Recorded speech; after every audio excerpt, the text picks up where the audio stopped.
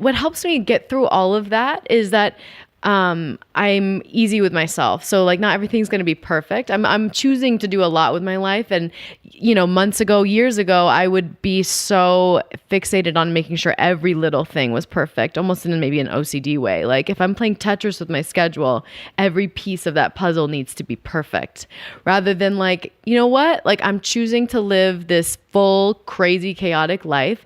And I'm going to try to have fun with it and be easy on myself. And if I run a training and it didn't go as well as I thought, like, oh, what can I learn from that?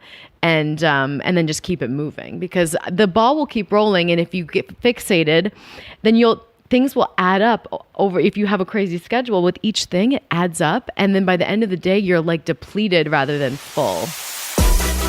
Welcome to Black Belt Beauty Radio, a podcast fueled by a passion to support your journey in developing your most beautiful and optimal performance in life. Each episode is driven with the intention to elevate your mind. When we elevate our mind, we elevate our life. So get ready. It's time to rise.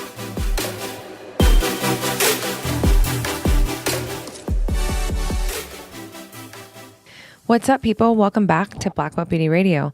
I've got another badass woman to drop on you in this podcast episode. I am so excited to share this conversation with my friend, Allison Burke. So Allison is a true high performer in life, you guys. She is a professional dancer. She started dancing at the age of 2, who performs full-time as an ensemble dancer and artist coach for Cirque du Soleil's Beatles Love Show, my favorite.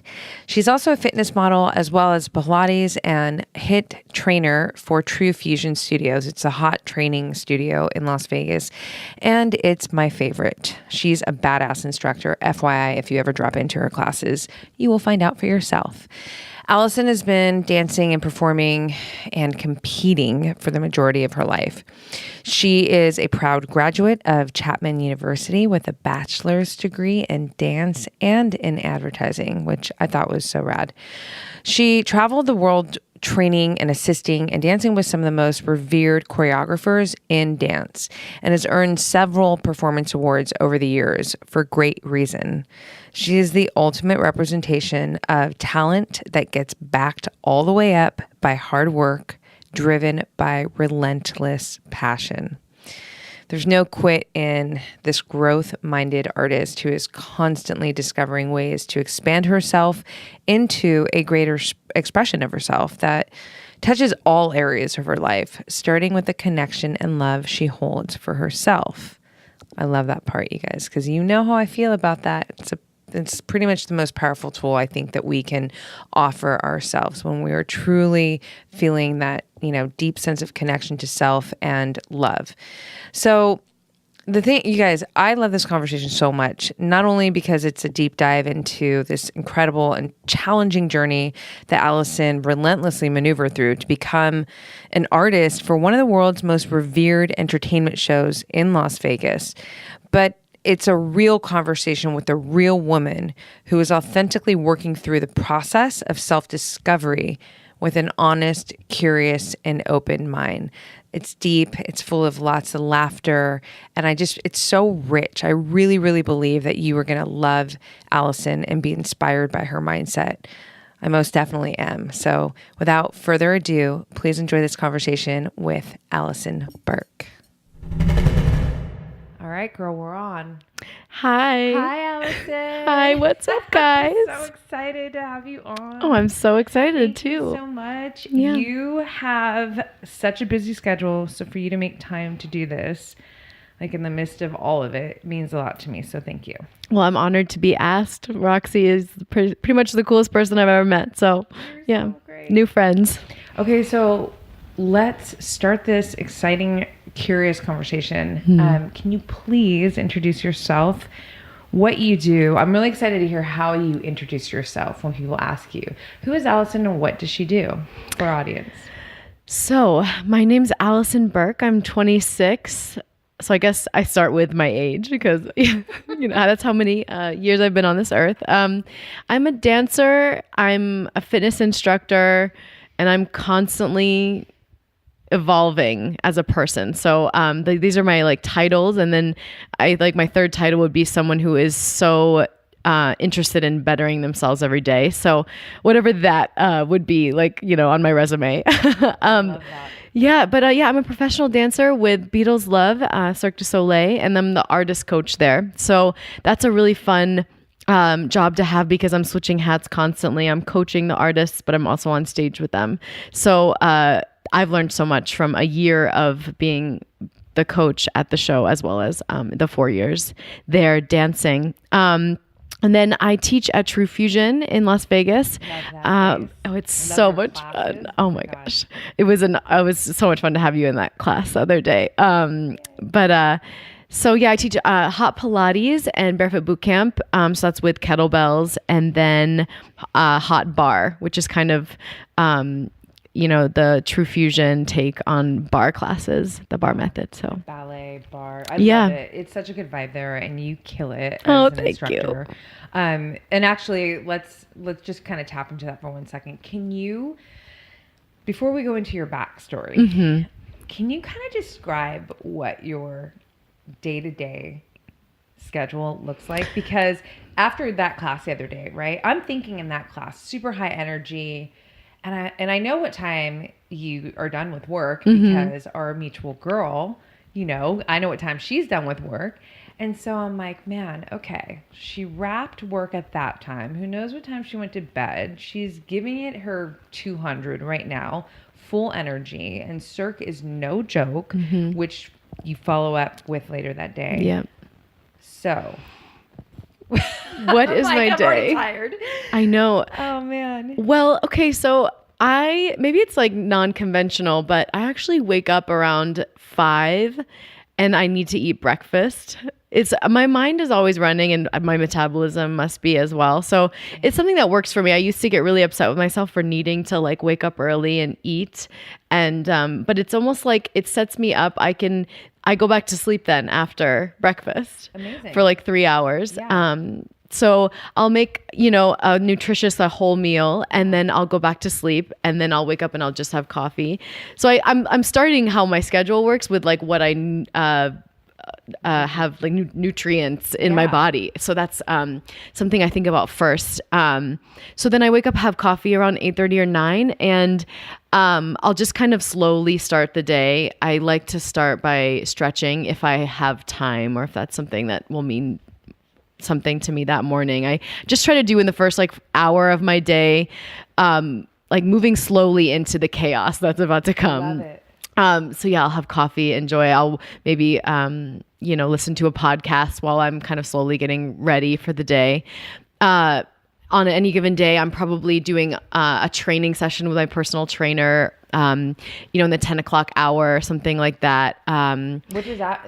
Is that always switching? I imagine it's always different. Is it like weights? Is it is it just high intensity? She actually does a mixture of all of those things. She'll do, heavy lifting squats, or high rep, low weight rowing, or it's circuit training. Yeah. And she kind of switches it up every session, which is really cool because I get antsy to switch things up, and my body reacts well to switched up training like that. Totally.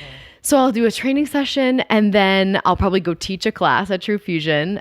So I'll be I just pack a like Mary Poppins bag for the day. At this point, I'm out. I am out for the day. I've done a training session, then I go train other people in class, which I love, giving my energy to. So, 5 minutes before class, I'm kind of, reviewing notes about movements that I would like to incorporate or focus on in class, or build up to, and kind of editing a playlist so that maybe a new song I'm really feeling. I'm kind of, that's in the intro of the playlist for class, so I'm just kind of on the go. I'll always take 5 to 10 minutes in my car and set okay, what's my next thing and how can I make it a little better, a little icing on the cake. So it's what's that new song, we'll put it in there, or review my notes. So then I will need to, after class, go to work and write the lineup for the show. So I am there early, and since I'm the coach, I'm in charge of making sure that the dancers are taken care of. Their tracks are all laid out for the night, and that's an early call time. And then And then it's showtime. And it's showtime. So then I'll run some trainings and then I'll have to do my makeup. And then we've got 2 shows. And then sometimes at the end of the night, I'm going like, how did that all just happen? But I'll do it again tomorrow. There's a meme I love, her, like it's a quote. It's like, some days she doesn't know how it'll get done, but every day it gets done. Totally. And it's, yeah, right? Yeah. It's like you impress yourself. You trip yourself out at the same time. You're like, what? Well, it's just how you roll. Yeah. And what helps me get through all of that is that I'm easy with myself. So like not everything's going to be perfect. I'm choosing to do a lot with my life. And, months ago, years ago, I would be so fixated on making sure every little thing was perfect, almost in maybe an OCD way. Like if I'm playing Tetris with my schedule, every piece of that puzzle needs to be perfect rather than like, you know what? Like I'm choosing to live this full, crazy, chaotic life. And I'm going to try to have fun with it and be easy on myself. And if I run a training and it didn't go as well as I thought, like, oh, what can I learn from that?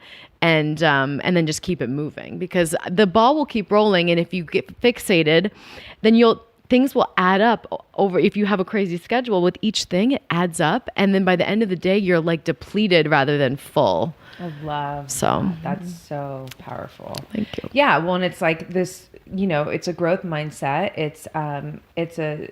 You're in a constant state of learning. I think that's so important because when we take emotion out and we're not judging ourselves, of like, oh, that wasn't perfect. Or then we're able to, exactly like you said, we review, we edit where we need to, evaluate whatever, and then we execute. We apply from that new position, that new, stance of information. Yeah. And that, I think because you were most certainly a high performer. Your life, when you say like this crazy, chaotic life, in my mind, I actually, which is all valid and true. And I can say that about my life too, which is just fun. It's like, fuck yeah, we're wild.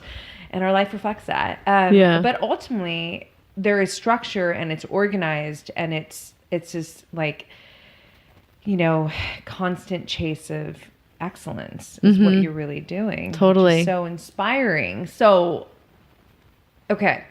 I feel like everybody just went into fat burning mode just listening to you. Oh I did. Let me check my Fitbit right now. Oh my God. We are all in ketosis. Seriously. That's funny. That's so funny. Can we go back a little bit just because dance has pretty much been dominating your life, right? Like it's been so fun to research you and learn. You started dancing at the age of 2? Was that? Can you talk about that? Like, what a cute vision. What a cute vision. And also it's so funny. I'm 26 and I'll be like, I've been dancing for 24 years. And then, and then we do the math and go back to 2. And it's like, well, okay, well, how profound were those dance moves at 2? And how did, set me on this course? But it's mainly that I've been in constant motion since I was able to walk, even before then. Like I actually grew up at a young age. I was in London. My family, both my parents, for work, it took us to London. So I was running around with this British accent really young. So you grew up there? Grew up there until about 8. And then we moved to Dallas where I grew up for the rest of my... Yeah. And so, I did some kind of... I was a prep school kid, in London, and there was, little ballet classes and things like this that my parents could just tell there was something in me that needed to get out. I was just kind of itching to move and to express myself. So, running around the coffee table and always falling because I was so passionately moving and lost, in kind of this free way. I was always like in the hospital, like for cuts and bruises, and like I cracked my head open a few times, like, and that's really like dark, but really it's just more of like a microcosm of a bigger thing about me. Like I'm just full out. Yeah. And I always have been. And so my parents put me in dance classes at a young age to structure this need to move. And so then I just kind of have been dancing since then. And it's kind of been a slow progression. And I'd say like in my teen years when it started to get more serious, because it's a little bit like can I cuss on this podcast? Hell fucking yeah. Yeah, it's like shit or get off the pot. You know, when you're 15, it's like shit or get off the pot. Like, are you going to really go for this, or is it more of just something fun that gets you through your school years, and then you'll go to college and study, you know, math or something? Yeah. It's so I started to get really, really serious, and I wasn't necessarily the best dancer in terms of natural facility. We call it facility, like, as dancers, but it's like people who are so naturally flexible, naturally gifted, almost acrobatic in a way, like inherently. I didn't have much of that, like, but I had this piece of me that I can confidently say now. I used to be kind of in denial of it, but now it's like something that really sets me apart is this drive, this heart that I approach like everything with, and dance was no exception. It was like I put my heart and soul and everything into it, and that would also read on stage, because it's one thing to do all that and then you know it, but like it doesn't read. But I was so grateful that it could transcend and other people could feel it too.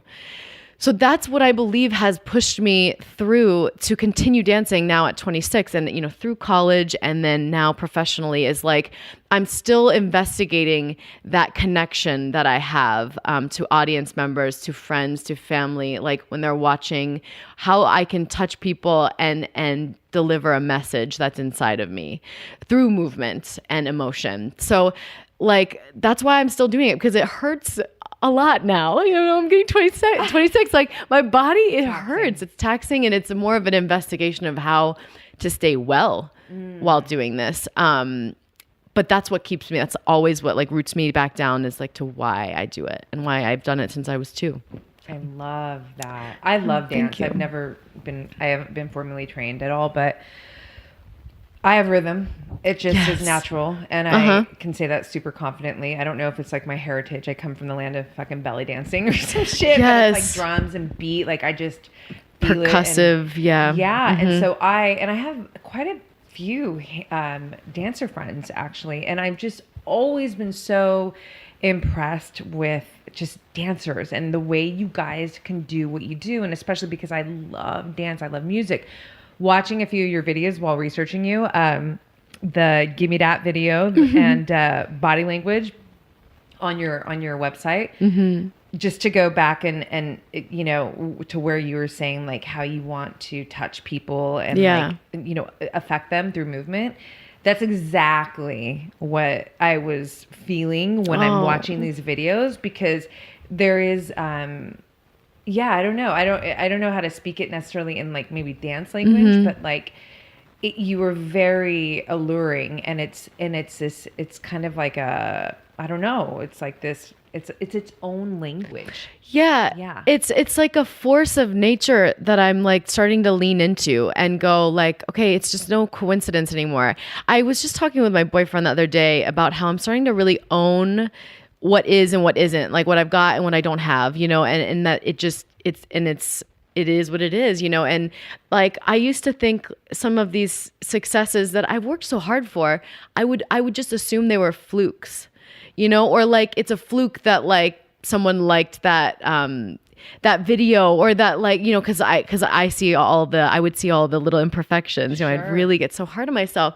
But now it's like it's not a fluke. Like I'm doing everything with purpose, and I have to own how the outcome is, whether it's a success or not. And so that I kind of really just took a tangent from you being so sweet about those videos, but it's like I'm just now kind of believing in myself, like, and what I'm putting out there into the world. That's a very common thing. There's that whole like, what is it? How do they frame it? Like you're a fraud. You know, a lot of totally. Yeah, that is something that a lot of people, and I think a lot of people who generate success, you know, wins, are competitors, entrepreneurs, like anybody who's really like coming out in some successful ways, can be known to experience in their life or feel it at some point. And I think sometimes my idea of where that can come from is in the example of you. Yes, maybe like you said, you're not that dancer who has that kind of natural acrobatic, but you do have an innate skill set, right? In addition to your will and your mindset and all that. And so it's almost like maybe in those scenarios, because some of this stuff comes so natural to you that you maybe, and also you always wanting to better yourself, always. and then focusing on, it's so much easier to, and I think more common for especially high performers and type A personalities, myself included, you are so much quicker to start looking at the areas like that didn't resonate with you, where you could have done better, versus paying attention to like how you crushed it, you know?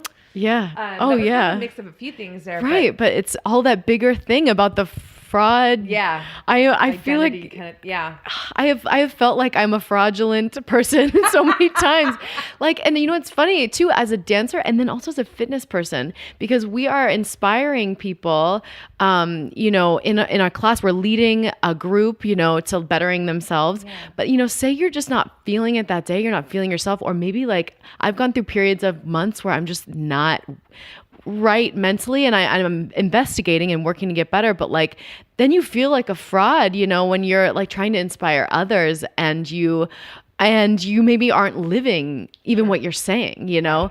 And so what I've found is like I actually do better when I'm just more genuine with where I'm at, more real with people. And even dancing, if I'm just like, I go with more from a genuine place rather than like, I'm here and I want to get the first place, you know, which is more of a competition mentality, what I used to be in.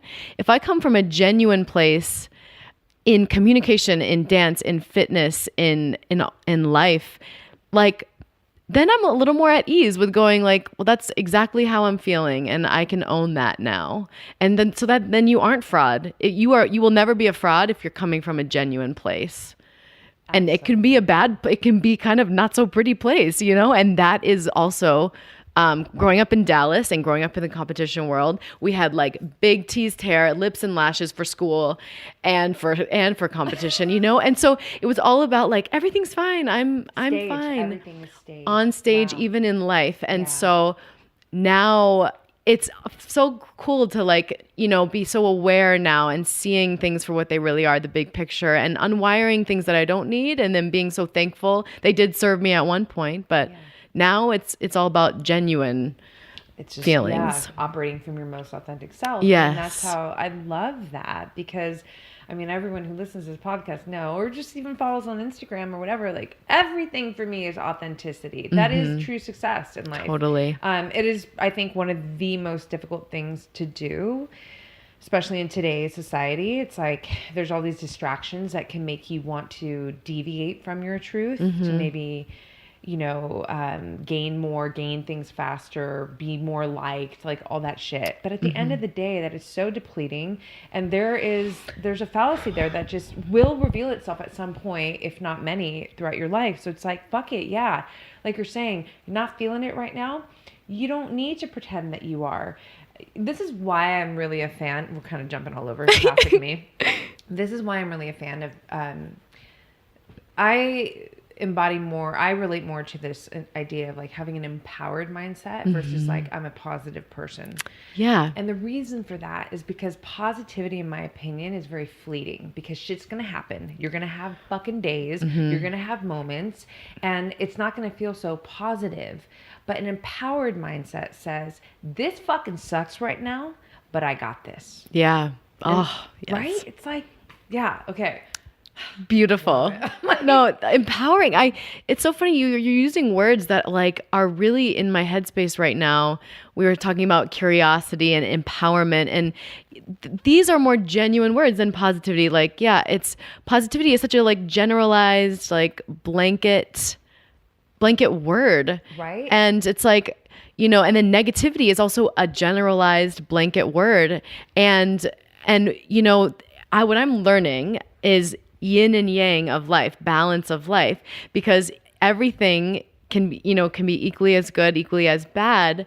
And that's the beautiful part of life, like, is that balance, rather than like it needs to all be on the plus side. It all serves a purpose. It does. And the bad times, or, you know, like generalized, like bad or negative times, like make you appreciate when things are going really well. And it makes your presence in the in the really good days, like so much more meaningful rather than just like, I'm having a good day. It's like, wow, this feels like in my soul, like a really, really empowering day. Yeah. Well, I think it's that contrast brings you more to an awareness of like, you're having a great day.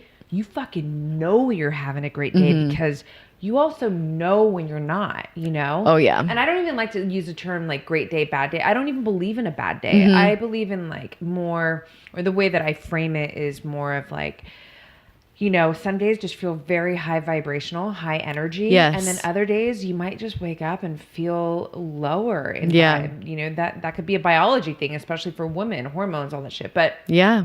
rabbit hole coming on, gotta be careful. But no, it's true. And I love that you explore, and this is why to have you on as a guest, I appreciate so much.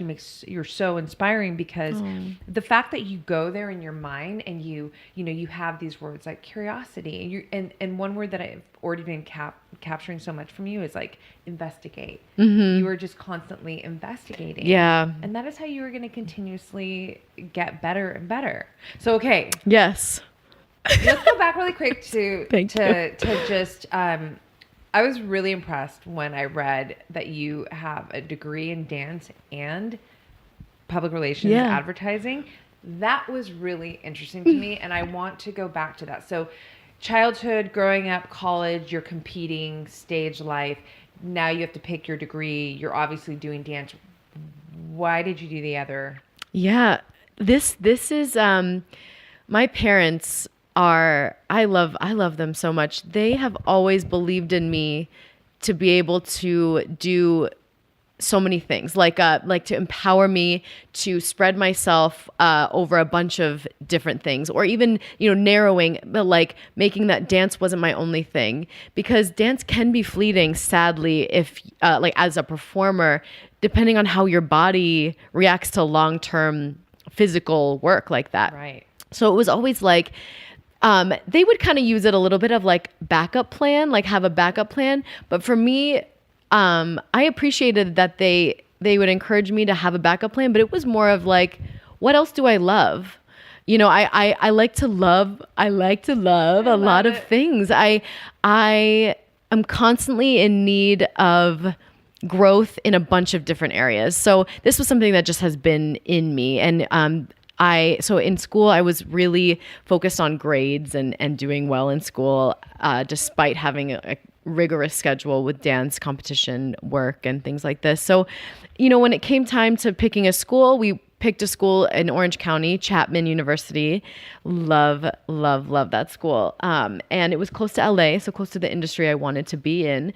And then they also had a really great like liberal arts, education program with great degree options. And I thought about what could, spark interest in something else, but also might kind of weave in. And PR and advertising is something so cool, because public relations is about, carrying yourself, carrying a brand, representing them formally and communicating about a brand. And so I loved that. And I'm kind of branding myself as a dancer constantly. And so that was like an advertising tie-in too, is like, how can you market yourself as a dancer and, and learn about how to market salsa, like, so smart, so it was something that was so separate, but also so intertwined for me. And the PR ad program at Chapman was incredible. And I was able to make it work with, it was a double major. I did not sleep much in college, but that's just how I'm wired, is to just go full out and do it all. And then when it's over, go, okay, we did it. Like, it happened. That's amazing. Yeah. And so smart and so forward thinking. Let me ask you, and that, obviously it wasn't a breeze. There was a lot of hard work that went into that. I want to kind of touch on, your competitive life for a minute, because I'm really interested in what failure means to high performers, because everybody, views it very differently. And yet there's a common thread, I think, in all of us. So there's a lot of, non-wins, right? Losing, if that's how we want to frame it. How did you what was that like for you? You know, like how did you handle that stuff? And maybe can you capture a progression of where you first were with all of it, you know, Yeah. and then maybe where you are now with that? That's such a good question, because there's been such an evolution for me. In growing in high school, when I was a competition dancer, it's so clear ranking, you know, first place, second place, third place, all these things. And I've always been very aware, like I mentioned before, that I'm not like the best. I'm not the best dancer, actually. I'll just call it like what it is. I'm just like really not the best. And being the best implies that there's one, and there are millions of people on this earth, and so it's a kind of impossible to like really be the best. But I knew where I stood. It's like I've got this and I don't really have this. So it wasn't that I was always like the need for first place, but I would love to place like in the top 5. I did kind of have that need, and I would get a little hurt or upset, you know, in those kind of teen days when competitions wouldn't go how I thought. I would always have like a good grasp on what I thought I could get. And so when I didn't get that, like if I was like, oh, I think I can get third place in this like situation here, and if I would get like fifth or not place, it would really, it's almost like it was more of like in my brain, I was fixated on controlling the situation. And when it was an out of control response or outcome, I was like, I couldn't wrap my head around it. So releasing control is kind of an umbrella. We can talk about control forever with me. Forever. It's huge. It's a huge thing. It's something that I'm, you know, I struggle with every day to kind of have a good balance with that. But so in teen days, you know, competition, that was kind of what competition meant to me. And then in college, there was a little less competition. There was still like, you know, each semester kind of auditioning for certain pieces to be a part of. And so there was a little bit of a ranking system there, a little more fluid. And again, I always had a good awareness of like where I stood and what pieces would make sense for me to be casted in or not. And then there was always a disappointment if I wasn't, or, you know, kind of like a validation if I was. And I always just tried to stay in my lane and go like, okay, well, I'm not a ballerina. Like my body type and my flexibility would not put me in that spot. So it was like, I'm not going to be like devastated if I don't get the ballet piece, because I have a grasp on reality. Like, yeah. And so, so where things would go awry in competition would be when I graduated from college and was in LA for a year, auditioning for real life jobs, tangible work to be paid to do what I love. I was in LA for a year before I got the Cirque du Soleil job, thankfully. But that year I kind of lost myself really, because I wasn't in my bubble anymore, my bubbles of life that I'd been in, my, you know, family life, competition days, you know, pre-college. And then in college, you're in a bubble, you're safe, you're taken care of, you can make mistakes, or you're in learning mode. Right. But when you're out of that and you're just having to present your package, your being in front of people, 300 other dancers next to you, vying for the same job, and then to get told no so many times, and to have, you know, put so much thought and effort and prep work to look, you know, your best and present your best. I absorbed all the no's, and I couldn't see any of the good for like a year. Any of those, even the small yeses, you know, getting pulled out in a class that I was taking to network, you know, and getting pulled out in a group. If I got pulled out, I would get like, oh, well, did I even do a good job, you know, to perform that combination at the end, versus like, that's awesome that I got pulled out. Like it was always a no or a criticism of a yes. So wait, just to be clear. So when you get pulled out, that means you're accepted? Like there's like maybe 40 people in a class, and then at the end of class, teachers will pull out like a select group that they'll be like, you, and then they'll bring out, and then you perform that combination. So it's like even within a class learning mode scenario, there's competition there. Wow. And I had a really good, like healthy sense of competition up until this point, but I was so devastated in LA. And that's when I kind of got really weird about eating and body. Like I let all of that really lead, because you're you're like, well, maybe if I'm skinnier, or maybe if the shape of my body is different, that I will be accepted and get a yes at an audition. That's huge. And I wanted to talk about body image, especially for dance. I can't. Insane. Yeah. Oh my gosh. Sorry, we can yes. come back to that, we totally should, because it's been a topic of a point of contention in my life for sure. Yeah. And finally I'm in a peaceful point, so I could round it out nicely when we do talk about it. But it's not a sob story anymore. But yeah, it was just so much self-criticism, and I absorbed all the no's, and I wasn't investigating, like we talked about, like investigating in who I was.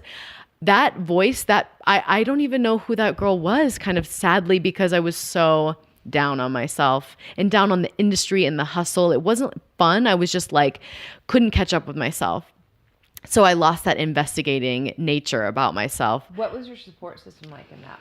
I had a boyfriend, and he was also a dancer. Okay. And for me, I realized that doesn't work for me. I need someone who maybe is adjacent to the industry, like maybe in it, but not right in it, like in the audition with me, because he was wildly successful. And so when we're talking about competition, like it's not like me to be competitive with my significant other, but it was almost like kind of like you couldn't help but compare yourself to your significant other. And he was like gorgeous, so talented, ripped body. And I was like, dang it, I gotta be even more on my A game. And I wasn't even proud of myself for the body and the body of work I was presenting. It was like, I can always be better. Cause like, look at my boyfriend. He's like booking all the stuff, all the things. So that was, I had a wild year of, I don't really even remember it because I wasn't present. So did you, so how did you pivot from that then? Yeah. So, thankfully, good was still coming into my life. The universe was still loving me, even though I was not loving it. And so I did audition for Cirque halfway through that year, and which was in Utah, and they do kind of like a 3-day intensified audition. And I really put my best foot forward.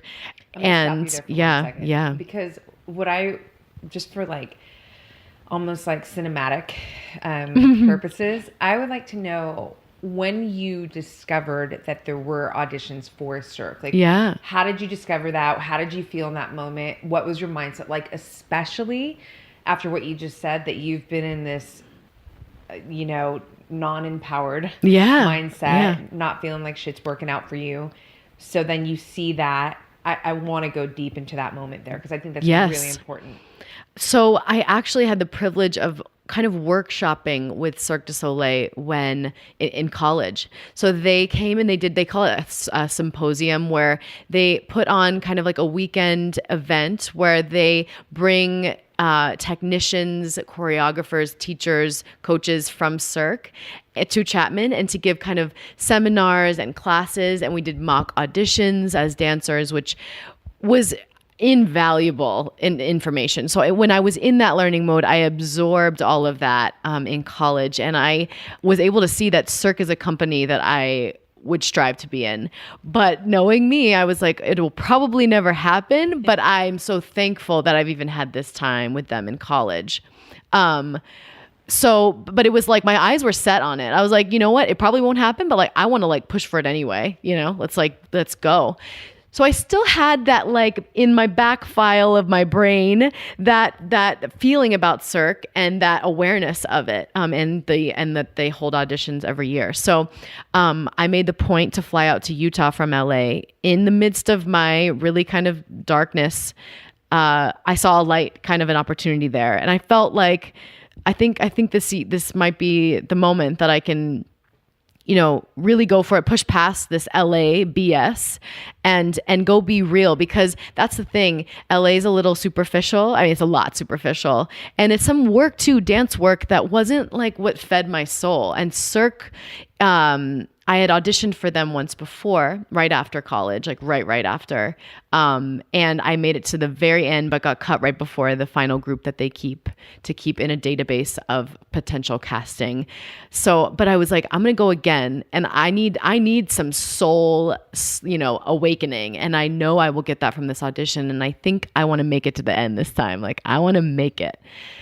So I went and you know, the universe would have it, thankfully, that it listened to my need and my wants and goals, and I made it to the end, to the database. So the database basically is a holding tank of really, you know, talented people, but it's all about then openings coming up in the shows. And then do you fit that profile, like with your look and your height and your body type and a skill set? And then, you know, are you able to take the job? I mean, there's so many factors to even get to the show itself. So the database is just like another, like, kind of, okay, well, you know, hoping for the best too. Because then you have to audition after being in the database for the potential work when something comes up, like a small call.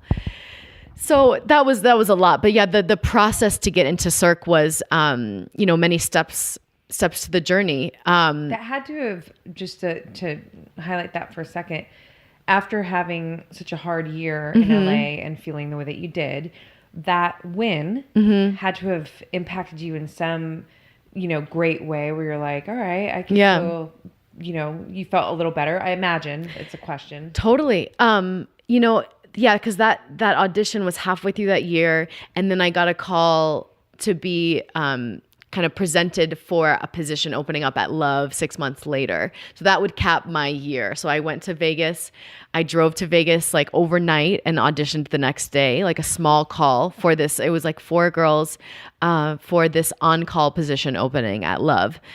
So, and you know, like it was pieces were starting to come together, and I was really pleased with how I presented myself in the audition, and I was kind of like, whatever happens, but it happened. And so I moved to Vegas like within a week and started rehearsals, and you know, I still had that LA buzz though. This like approach to everything like, I need to be perfect, like in this integration into Cirque, I need to be perfect. Like I was never exhaling. Like I was only taking like short sips of breath, like figuratively and literally. It's like I never was like just breathing, like exhale and inhale.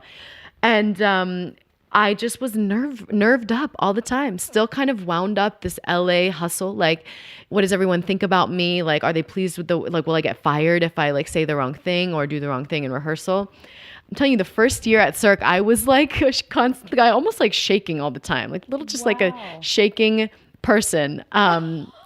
It's because I just, you know, I needed to go through this in my life to really appreciate how now I feel so grounded, so thankful for everything that's in my life and the progression within my journey with Cirque that's happened, and trusting the process.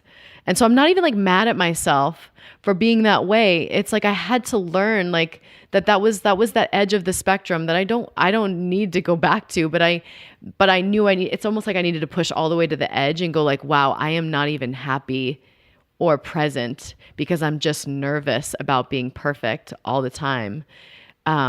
Needed to go all the way to that edge to go, okay, what's true here? What's the truth? The truth is you will never be perfect. The truth is you're doing your best. The truth is you've earned to be here. You've earned, you know, the right and earned the success to be where you are right now. So just like trust yourself. Like, girl, breathe.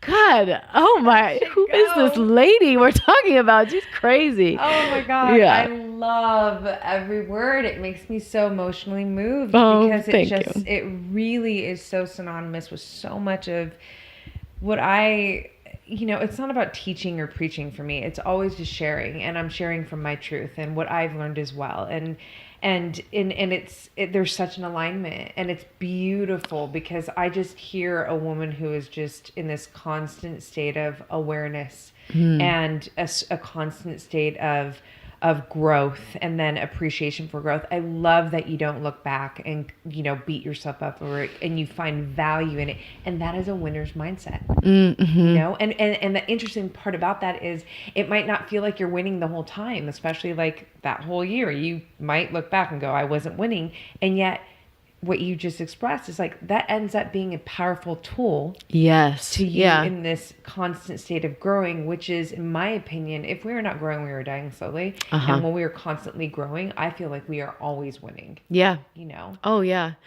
Exactly. And it comes from the empowering mindset of using it as a tool versus like going like, I'm suppressing that. Right. Like I can't even like think about that. It's like, no, you should process it and you should go through the emotions of thinking about the depth of darkness you felt and darkness about how I treated my body. Like, and we should totally go Please. there.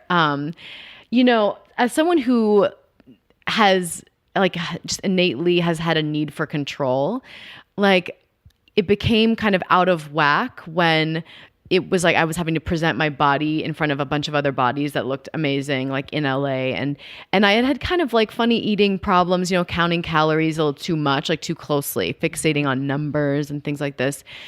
And it would drive me a little nuts. Like I would just get so fixated on counting calories. And it was almost like I learned this number 1,200 too early in my life, where it was like 1,200 calories is what you should eat to lose weight and maintain then that weight.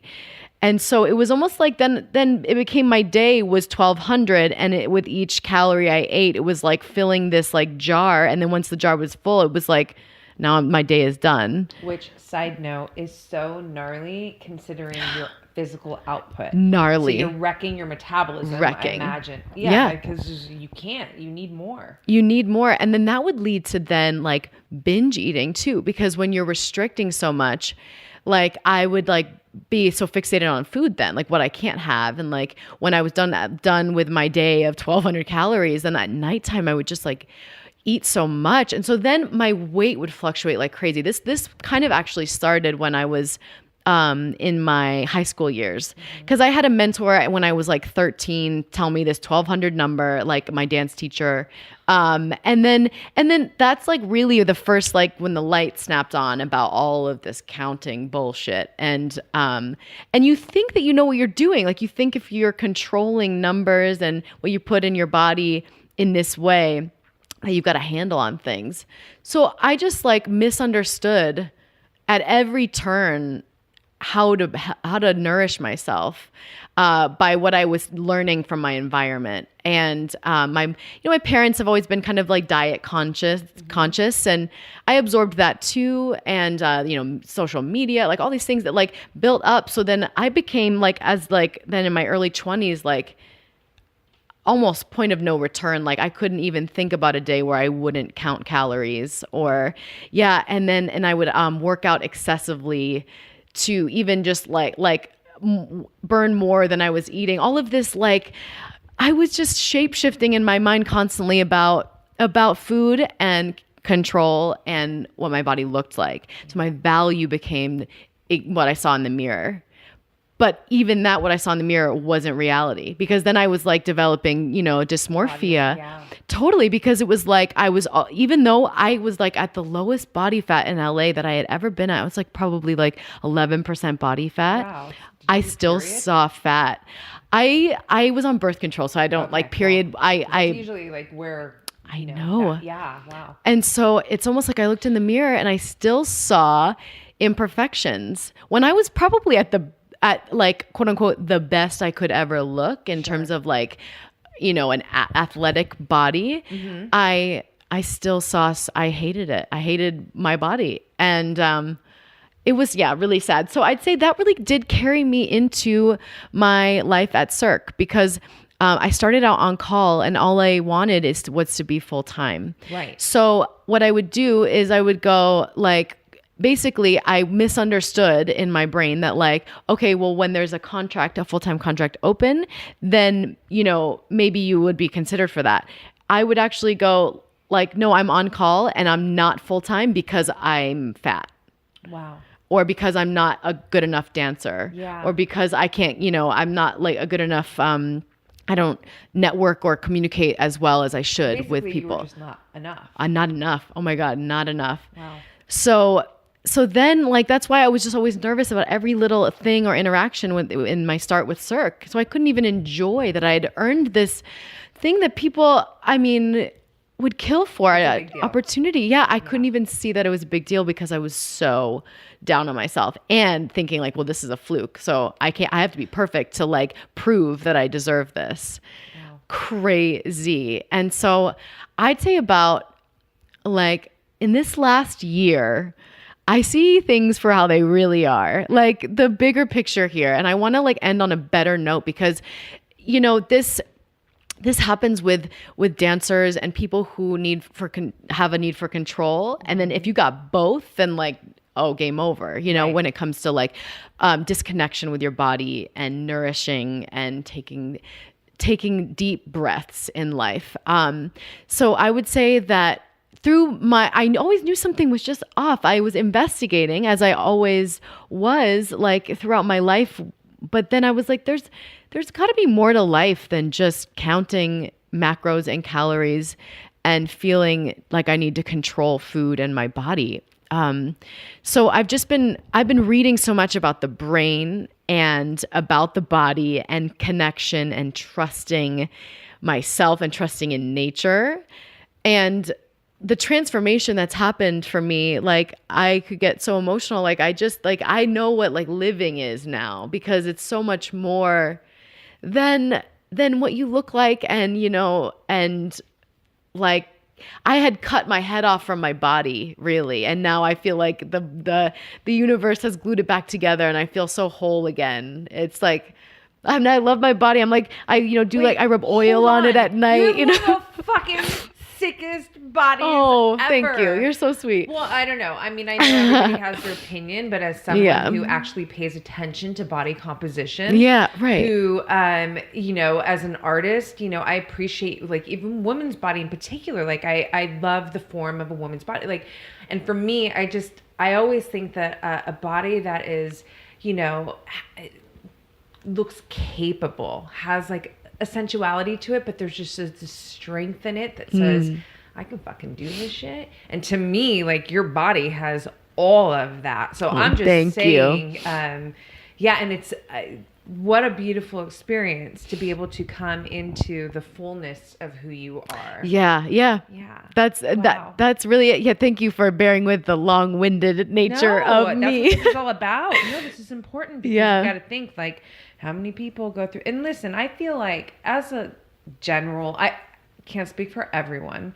At 40, I went through my own body shit. We briefly talked about some injuries. You've just come off a big hip surgery injury, and I've had my 3 knee surgeries in high school.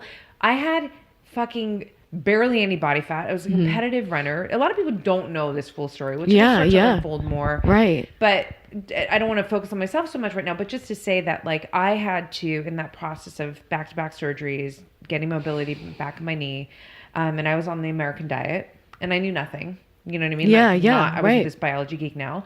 And so I went from like, I don't know, I just jumped up like fucking 9 sizes, which on my body was like, what the fuck is, I never had an 8-pack. Like what's happening right now?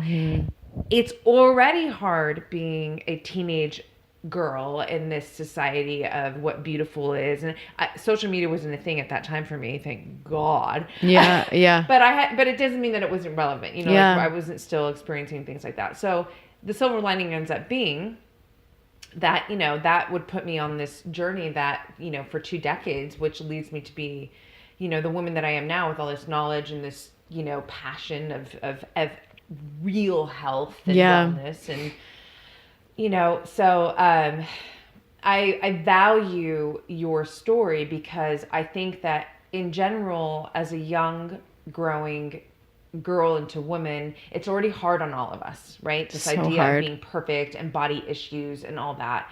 And then when you add this other element, like in your case, what you just shared, it just amplifies that shit. But the beauty is that, and I really want to, highlight this, is that you were constantly in a state of inquiring with self. And as hard as you were on yourself in the process, there was always something inside that would eventually get you, when you got to this kind of breaking point where you're like, I know that this is fucking, something's off here. And then, and that's a very known thing that people often have to get to this kind of breaking point, because then there's this release of resistance where it's like, fuck. Yeah. You know, I kind of surrender and I'm going to open myself up to discovery right now. Yeah. And then that's where like, you know, Yeah. things start to gets right. It gets like abundant versus restrictive. Yes. And not abundant in a way of like binging on like things in life, you know. I was restricting and binging not only with food but like with life. It was all or nothing. It was this very, you know, full out or like sleeping, like 2 speeds, you know. And and so it's been this like curiosity that I've found with going like, what if I try today to like, you know, try to nourish my body with like what I like intuitively, and trying this. I'm getting a little more like trial and error and like over time. It's not like today, like we'll see how it goes, and then like if it didn't work, we'll go back to like da. It's like, okay, how over a process of few weeks of being intuitive with nourishing my body, resting enough, training in a different way, like let's see, then we can take a bigger picture, because it's crazy. I like was getting into this like diet starts tomorrow every, you know, like mentality always, or like tomorrow I'm going to be good, like, and then fuck it for the rest of this day. Excuse my French, but it's like, you know, life doesn't work like that. Like we're here for a long time, and like, you know, not every day is like a report card of like, well, how did you do today? You know, like who is writing this report card? No one. So it's like, be present, be like intuitive with what you need is what I'm learning for me. And food was the first way to start for this for me, because I was at war with food, at war with my body, but really more with food. I didn't understand what I needed.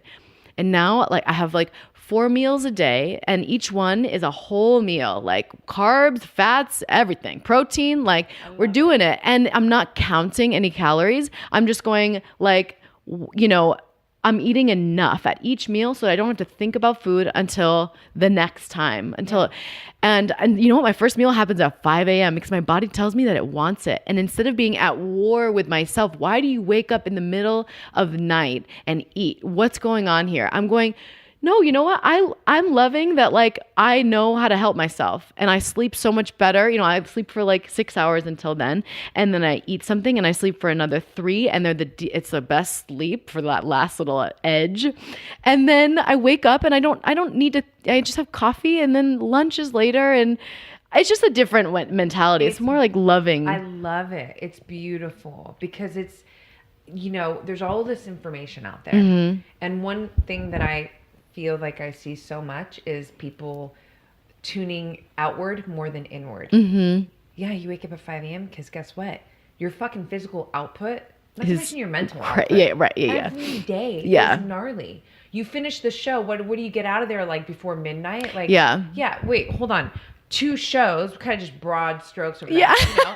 But like, we're talking Cirque du Soleil, girl. Like, this shit is like, I don't know, for you. Yeah. You know, with Luca, it's kind of a similar thing. But it's like, you guys, anyone who has seen a Cirque show knows right now. Like, this is not just, it's fucking hardcore. Yeah. And it's live. There is no room for error. Right. I mean, and it's, there. You guys are doing extra, just really difficult shit. So demanding of the body. So you wake up. And your body's like, feed me, I need it. And I love that you listen. That's so huge. I used to be so mad at myself because I would be like, that's weird that I'm doing that. I would just be like so judgmental. Well, now I'm like, I'm owning it. Like, and you know what? There may be a time like 30 years down the line where like I can sleep for 11 hours and not even need to wake up and do that because I'm not doing the physical work that I'm doing and piling my schedule the way that I am. But it's that piece, like that's like kind of like a small like microcosm of a bigger piece that I've found with listening, being more in tune inward, like you said, inward versus outward. Because outward would tell you that's weird that you like have to wake up in the middle of the night and eat, or you shouldn't do this. But you know, the brain is so crazy because it doesn't understand the negatives. So like for so long I was like, I can't do this. I can't eat pizza. All I would think about was pizza because the brain hears pizza. Don't this, thinks about this, you know, it's like it goes back to like kids being left alone with a cake in a room, you know, like those studies. And the mom's like, don't eat the cake. And they shut the door and the kid always eats the cake or at least is like thinking about the cake, like fixated. Science has proven this. There's research that backs this up. And I love that you went there. Yeah. Because I think that why that I feel like that's so powerful is it allows you to truly learn where you're not like, this is all in my head. You're like, I need to understand where this actually comes from. Yeah. That would have been helpful. It's so helpful. And it makes me feel not alone in like, because I thought for so long, I must be the only person going through this, like, and I felt so ashamed by that. So much shame. Shame is such another like thing, right? Shame and control, these things.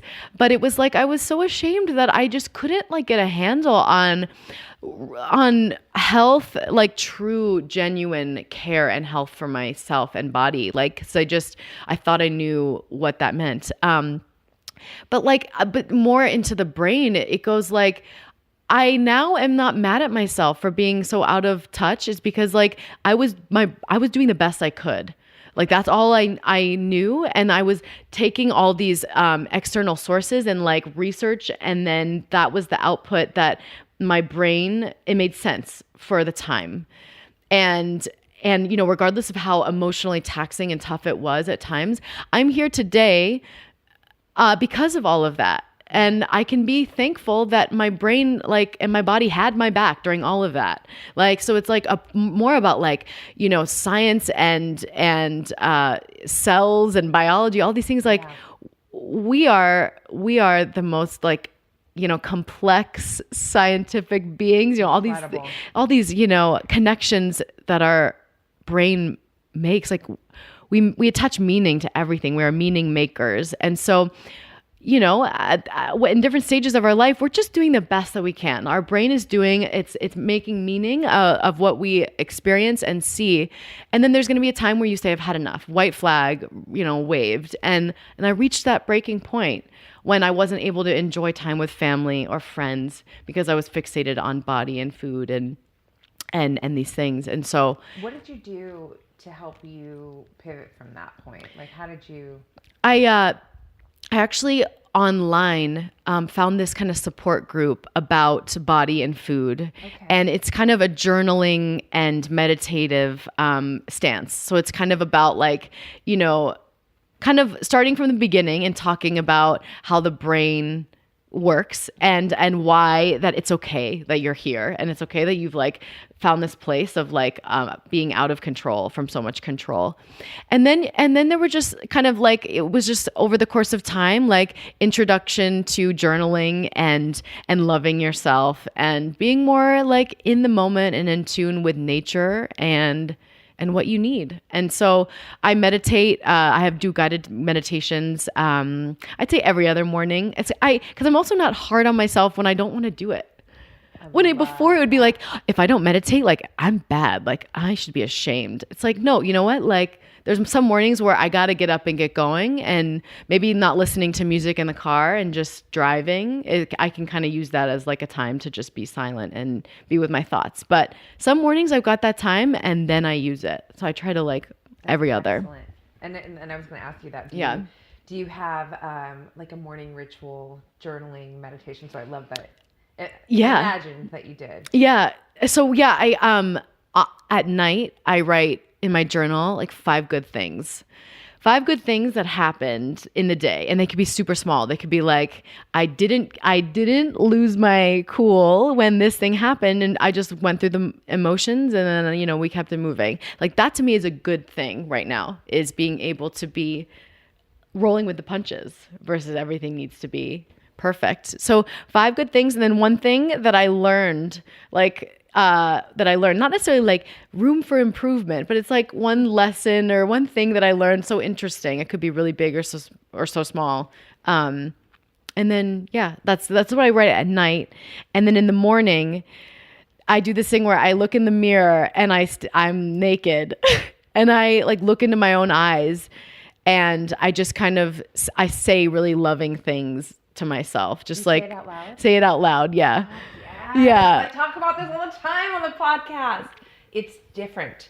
And I really should research the science behind it because I know that there's science behind this. Yeah. Psychology. Oh yeah.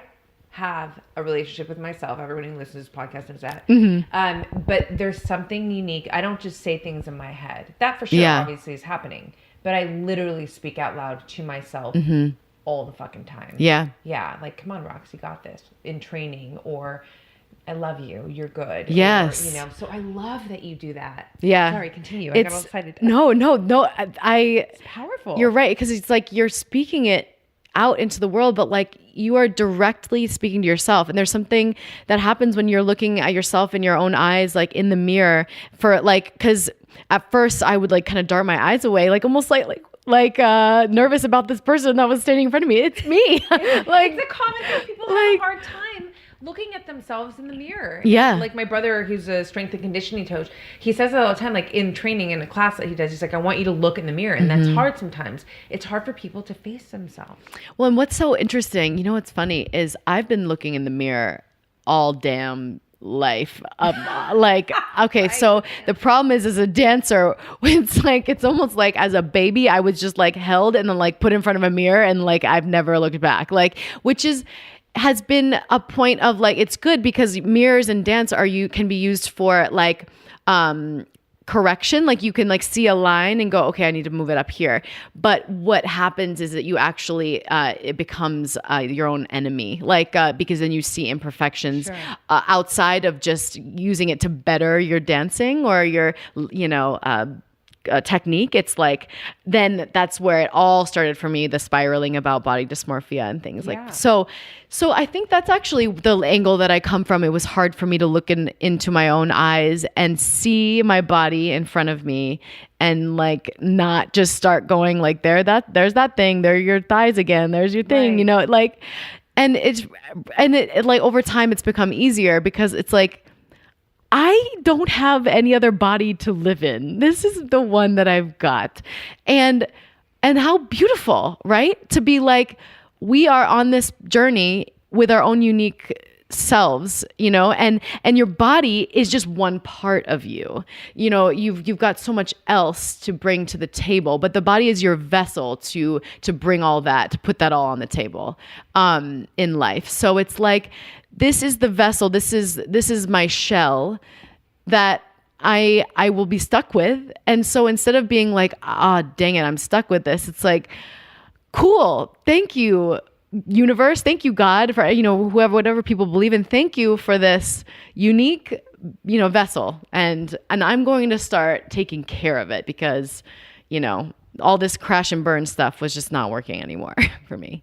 No, and I think it's so important to really come to terms with your relationship with yourself and your body. And like, you think about, you know, I meditate every morning as well. And one way that it really allows me to get deep inside myself is I literally think about everything that is functioning in my body for me. Yeah.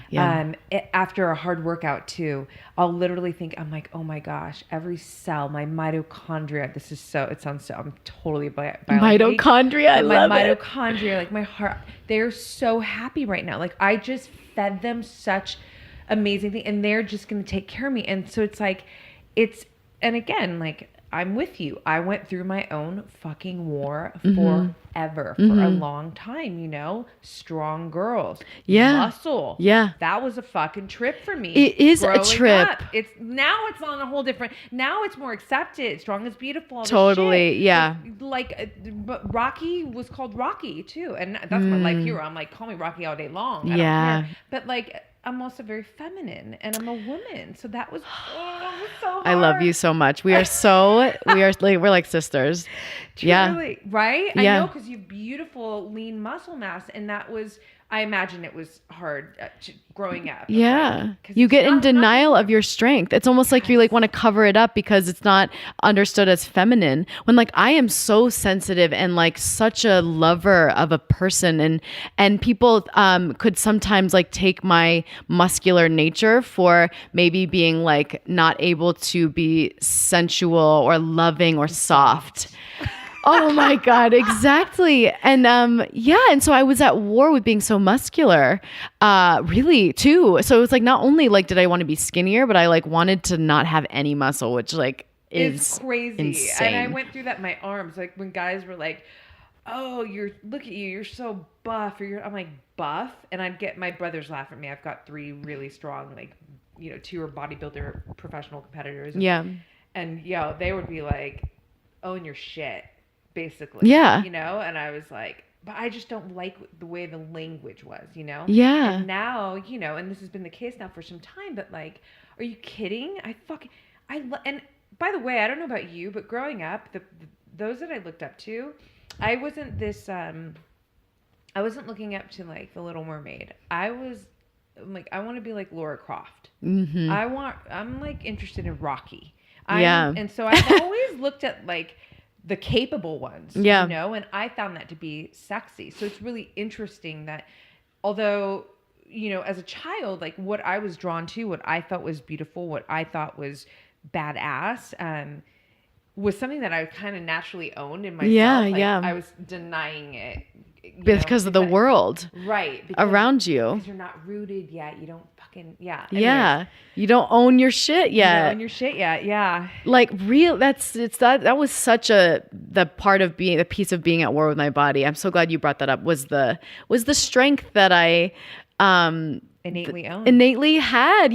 Owned. And it is such a gift. And now I'm like so thankful for my like huge, not huge, my capable like quads to like allow me to dance. I used to be like, they're so big and they're so not feminine, but like they give me power. Yeah. And they've healed a hip injury that I like my legs right? Yeah, like it was 2.5 years ago, I had a labral tear in my hip, and I was barely able to walk or like get in my car or anything. And that was from overuse and at the show. And thankfully, Cirque du Soleil is so incredible. And it happened at work, so it was I was taken care of by them and then rehabbed.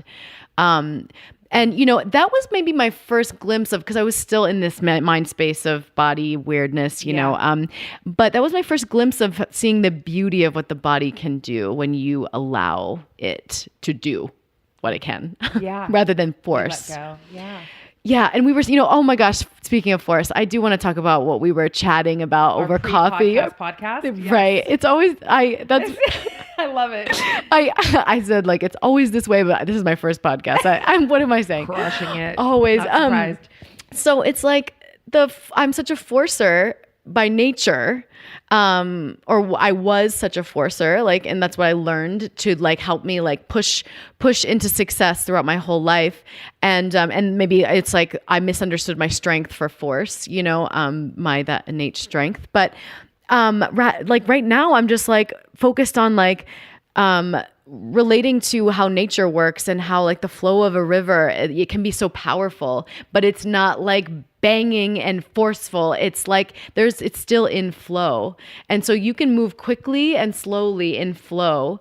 There's different speeds to that, but you can still be in flow in tune with nature, and you can be powerful without force. Yeah, totally. Because forcing anything, especially when you involve other humans in your life. Oh, forget about like friends and God forbid, like, relationships. Like when you are like a control freak and trying to force everything, like yikes, good luck, because I've seen that does not work. No, I mean, listen, it's like you push against something, there's resistance. Mm-hmm.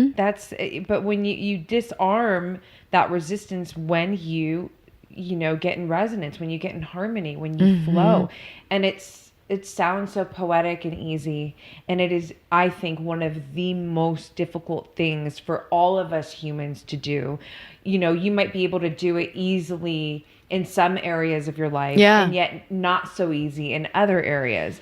And I think that when there's a conscious awareness of where am I holding resistance, like in your every fucking single day, that inquisitive mind that you have, and it's sometimes I think that it might be hard to discover, and oftentimes I think that it's not, because you feel resistance. You're like, you tense. Yeah. Yep. But when you feel release, when you feel like you're in harmony, when you feel, you're like, fuck, okay, this is where it's at. So I love that you're there. I'm in tune. Space. Yeah. Yes, being in tune. I feel like when people say that before, I'd be like, oh, shut up. But like now I'm like, I get it. I love being in tune. And like, sometimes I'm emotional and like I'm just owning that like I am who I am and I can always be better, but instead of better, it's more just like a heightened version of me, my highest self, versus like I can be better, because that implies you could be different,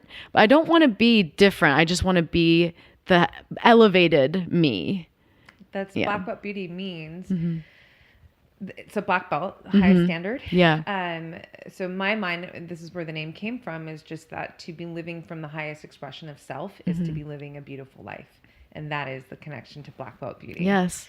We're connected. And it is a constant unfolding process and journey. And do we really ever want to be fucking there, wherever there is?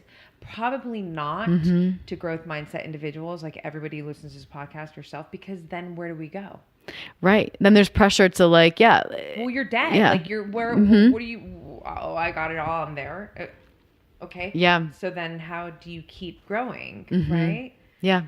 I love it. So, okay. A couple things, because it's a work day for you, woman. Because I know you and I can like keep going into. We could. I love it. The sun setting. We're still fucking. Yes. I love it too. I want to, but you've already unleashed so much powerful, inspiring mindset gems. Is what I call it. A couple of things I want to just rapidly throw at you. If you have 3 intangibles that you feel really carry you to be living from this highest expression of yourself in life, what would they be?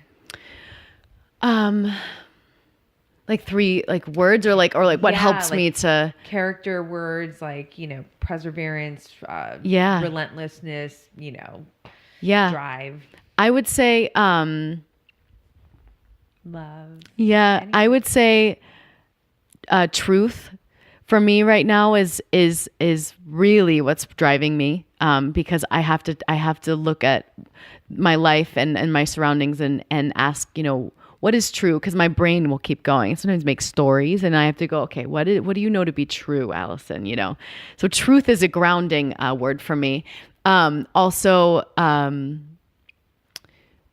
we'll say,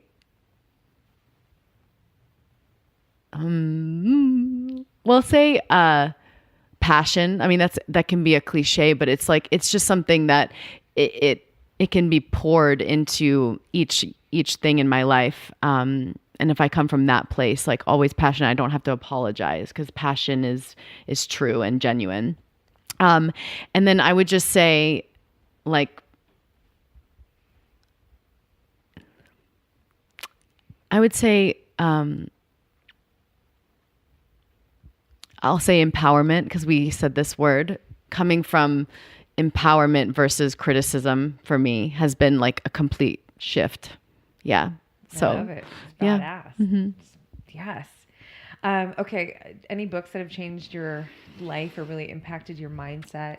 So this is one of those things where I get like, I've been so hard on myself about reading, because I'm so I just can't finish a book. But now I'm not hard on myself, because I'm like, that's just me, and I can't, finish a book. All books are meant to be finished, by the way. Yeah, Let's cool. be real. Okay, Some great. Fucking run on too much. I'm like, you were great there. That I didn't need to, get that last whatever hour in of. Yeah, no, sorry. No. I mean, I used to be sorry that I was like such a like terrible reader, but you know what? I almost got through this book. This is really short. It's The War of Art, about resistance. That is just great. It's one of my top 5 books for sure. It's so good because it's insane, and it's so good for someone like me who can't read for long periods of time. I can read, but I can't read for long periods of time. And so it's like you could literally just like open it up to a random page, and each page is about something different, a different resistance point in your life, and you could read it and apply it, and then close the book, put it down, and then tomorrow like open up like literally random page, and then take that and process that. Which those little nugget books where you can take a little nugget with you for the rest of the day, like those are great. Okay, spoiler alert really quick. I have a book that, because I've been writing my entire life basically. Yes. That is going to be the format of my book. Oh my God. And the reason for that too is because I do that same thing. I have a handful of books that, I'll randomly pick, one in particular every single day, actually 2 every single day. And then there's a few on rotation where I'll just open up, and I want that to be the case, that when you you open up to any page, that paragraph that your fucking Yeah. eyes land on Yeah. is something that you carry in your back pocket that fortifies you in that day. I love that. Can I be first in line? Absolutely, girl. Oh my God. That's Spoiler incredible. alert, you guys. Spoiler. Any other books? Or that's a great one though. That one, I'll confidently say Leave it that there? that's the one always on my nightstand. Okay. Yeah. Amazing. Yeah. Okay, so I want to just throw a few rapid fire words at Yeah. you. But let me ask you one question before I do this. What does dance mean to you? Dance is it's connection for me. So it's connection with energy and the power of communication from one body to another. So I feel very privileged to be able to communicate emotion and how I feel through movement, because some people, they communicate with their words, with their actions. There's many different ways to connect with people, but one of mine is to move and to express in that way. So it's beautiful. Yeah. I love that. Thank you. Okay, ready for your rapid Yes, fire, I'm ready. girl? Love. Warm. Success. Achievement. Authenticity. Being real. Challenge.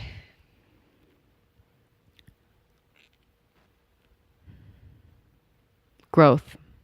Fear. Needed. Surrender. Freedom. Boom. Yes, we did it. Well, I want to talk about the fear really quick. The fear, it's needed. We need it. Like, we're scared of fear. We so need it. It's such a innate response that we've got, like fear, fight or flight. And so if we just read into it as a resistance point versus being so scared of it, fear is needed. No, I love that you say that, because whenever I see fearless, I don't. Fearless I have isn't. zero Yeah. connection to it, and what I've expressed before in writing, and then even on the podcast is no, do not fucking discredit me. I'm scared, but guess what? Always. Still fucking going forward. And that's the power. Right. Yes, Roxy with the power. Yeah. Okay. So before I ask you to tell our audience how to keep up with you, social media, all that, is there anything that you want to just put out there that we didn't get to in this episode? I would just say I'm just so thankful to kind of had this, moment to just share what's on my mind with you in such a beautiful space. And I would just say to anyone listening, be okay with exactly where you are today. And you don't need to be constantly growing in a way that you're criticizing yourself, but growing is just about planting little seeds, in your life over time to see real change happen. And as long as you are focused on the bigger picture versus, the confines of one day, I think anyone can really achieve what they want in life. Beautiful. And I so agree. Yeah, thank you. I love it. Okay. So where do they find you? I'm on Instagram at Allison, Allison, 2_ Burke, Burke. And I have a website, AllisonJaneBurke.com. It's kind of got more of my content and the formal stuff, Instagram's a little more of dance and life and friends and boyfriend and all that stuff. And then, what else? Yeah, you can catch me on stage 10 shows a week. Hold on. For anybody who has not seen Love, or even if you have, 4 years ago, it was revamped. Yes. And it's personally my favorite Cirque show. Oh, I mean, I've already seen it I'm going to see it several more times, especially, we did a show with Luca, and I think it's so cool. And I know people who have went and seen Love after, and there was even more of a connection. And now I'm so grateful to have you on. And now, people go, even if they've seen Love, they go back and know, oh, there's Allison, yeah, it's just, if you haven't seen Love, or if you have, the point is get your ass back there, watch this incredible woman do her thing. I love you. I am so honored to have you on as a guest, and thank you. Thank you, Roxy. Thank you so much. Yay. All right, you guys, we're peacing out. I got to let this badass get to work. Here we go. Bye, guys. Thanks so much for tuning into this episode, you guys. If you loved it, please share it on your social. Throw it up on your Instagram stories and tag me. I'm at Black Belt Beauty. I am also at Roxy Look, RoxyLook. I love connecting with you guys. This is a conversation that I want to just continue growing with you guys. So if you feel inspired to hit me up, do so in that space. I always enjoy hearing from you. If you'd like to support this podcast, you can do so by rating it and reviewing it via iTunes. It's such supportive help, you guys. It really helps the visibility of this podcast. So I appreciate and thank you in advance for doing that. And last but not least, if you are interested in starting your own podcast, or perhaps you already have one and you need help with, editing your audio and the production of it, I cannot recommend my producers enough. Resonate Recordings, you guys, they are the bomb. I rely on them. They are an absolute supportive tool to me and my podcast. So check them out and let them know that Black Belt Beauty sent you. And on that note, you guys, I'm signing off with all my love and always looking forward to catching you on the next.